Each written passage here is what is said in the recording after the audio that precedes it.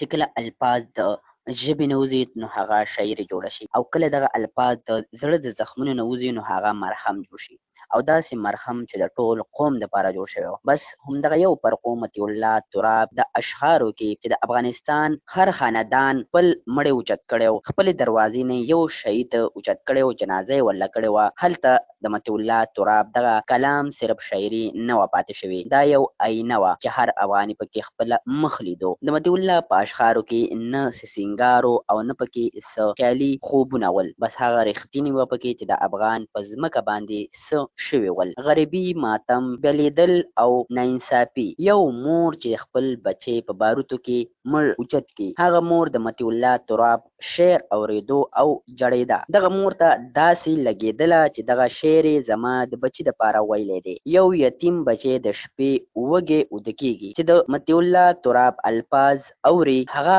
زړه کې وایي چې څوک شته چې مونږ اوري او ویني. همدغه وجه ده چې مطیع الله تراب یو شاعر نه، هغه د افغان قوم اواز و، یو داسې اواز چې په خاموشۍ کې هم خلکو مرهم ګڼلی او زړېدو به په خالي لوښو په کوڅو کې دغه اواز راوتی و. مطیع الله تراب کله هم د یو ساینسدان تعریف نه دی کړی، نه د جنګجو جنډه اوچته کړې ده، بس خپل قلم یې اوچت او لیکل یې وکړل، او دغه لیکل ټولې دنیا وکتل، واورېدل. مطیع الله تراب دغه لیکلي ول: زما شعر به هغه ورځ مړ کېږي چې زما په ملک کې یو یتیم باقي پاتې نشي، چې کله پورې افغانستان کې غریبي، جنګ او خاموش مړي باقي وي، د مطیع الله تراب اشعار به پکې اورېدل کېږي. هغه شاعر چې د خاموشۍ خلاف راوچت شو او هغه یې ولیکل چې لکاو زړونو په چغو چغو ویل غوښتل. دغه د مطیع الله تراب زمونږ سره اوس نشته، هغه خپل روح الله ته وسپارو او د دې دنیا نه لاړې، الله دې وبخي. ټول پښتانه پرې ډېر خفه دي، یو داسې